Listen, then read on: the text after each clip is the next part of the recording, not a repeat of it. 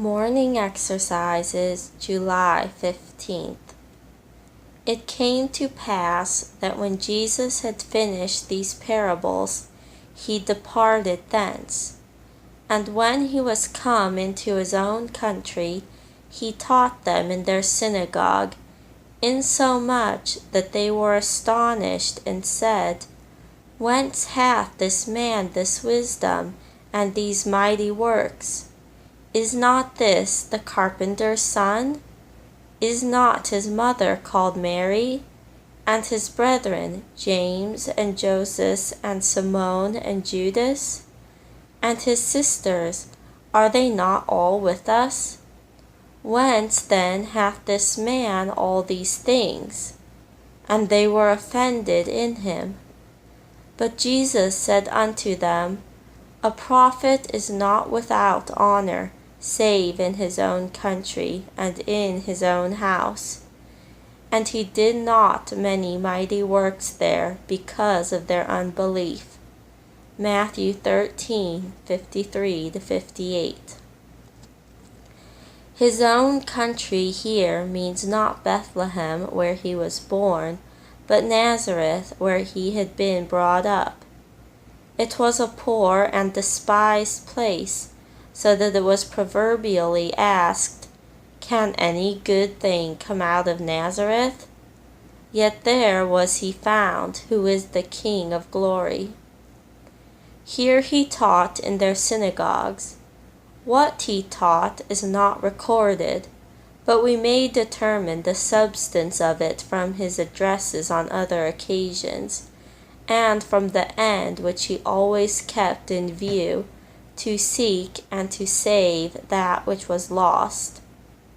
Of his manner of teaching we cannot form an adequate conception. It was all his own. Grace was poured into his lips. Even those who derived no saving advantage from it, even his enemies, said, Never man spake like this man. Accordingly, the people were astonished. Wonder has its place in religion, and there is everything in the gospel to call it forth. Yet many emotions of this kind are not powerful enough to produce any decisive result, and the subjects of them behold and wonder and perish. Thus it was here. They acknowledge his works to be mighty works, that is, miraculous, but are offended with his want of education, having been at no university, at the feet of no Gamaliel, never having learned letters, and also because he was not a man of birth and rank, but had relations in common life, and was himself engaged in manual employment. See how the God of this world blinds the minds of them that believe not. Who can stand before envy and prejudice?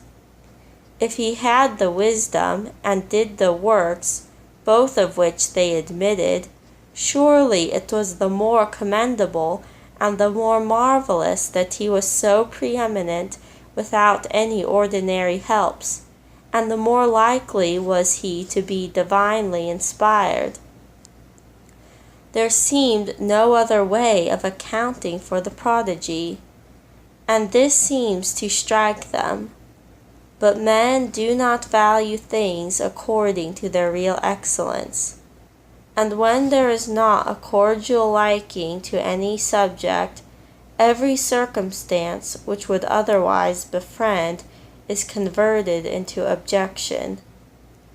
In answer to their offense, our Savior remarks, A prophet is not without honor, save in his own country and in his own house. Usefulness depends upon acceptance, and acceptance upon esteem.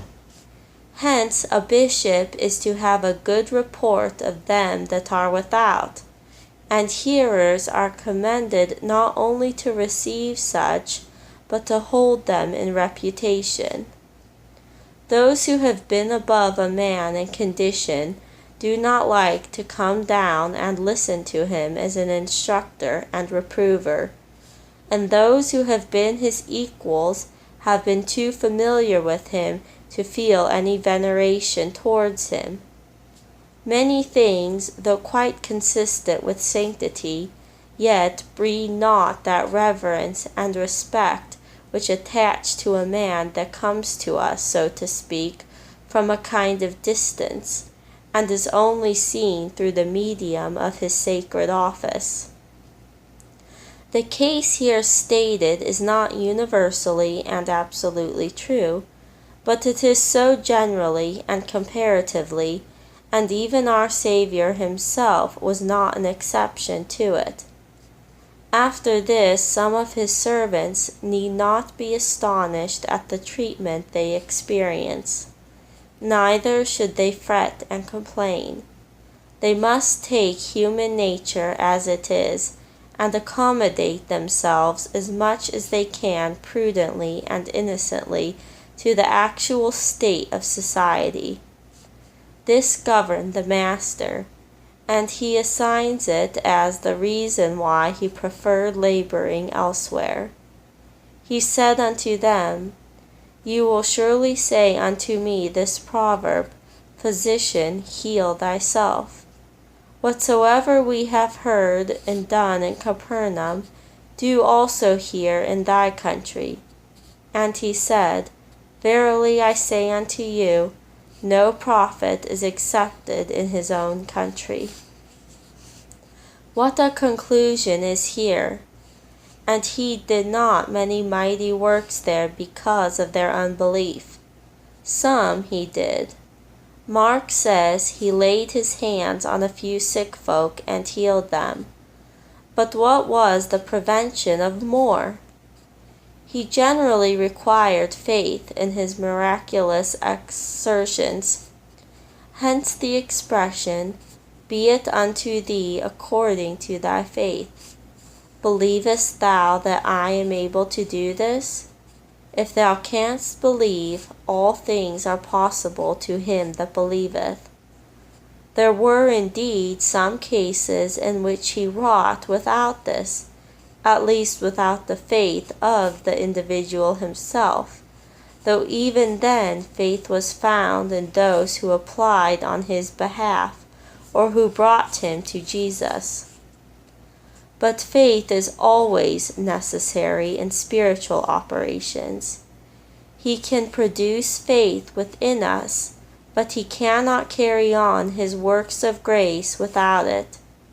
If he could, it would be in contradiction to his word, and by a blind, positive, physical force, without our knowledge, feeling, wishes, or designs. But this is not his way. He does everything by faith. We are saved through faith. Hence the importance of believing. The chief concern is to get faith. Talk not of the sufficiency and excellency of the remedy. It cannot heal us unless it be applied, and it can only be applied by faith. The gospel is the power of God to salvation, but it is only to every one that believeth. There is something infinitely evil in unbelief, if we only consider what it prevents. It stands, and it is the only thing that does stand, between a sinner and the relief of the gospel. Let him believe, and he is saved. He that hath the Son hath life, and he that believeth hath the Son. As to others, the wrath of God abideth on them, for nothing else can withdraw them from under it. The Jews could not enter into Canaan because of their unbelief. It equally bars heaven against us. But what mighty works attend faith! By faith we are justified. By faith we are sanctified. We stand, we walk, we live, we conquer by faith. And what an injurious bar to a Christian himself is unbelief! How much does it hinder him from achieving in the way of duty and realizing in the way of privilege? What keeps him so weak and wavering? Unbelief. If ye will not believe, surely ye shall not be established. If we depend on our frames and feelings, we draw from a summer brook instead of the well of living waters. Pleasing experiences are cordials, but faith furnishes the soul's food. Faith in the promises would immediately tranquilize us as it did Paul in the storm. Be of good cheer, for I believe God that it shall be as it was told me. What keeps a Christian so poor in consolation? Unbelief. Filled with all joy and peace in believing. Believing we rejoice with joy unspeakable and full of glory. Who would not then, by faith, let loose all the sources of divine mercy and grace?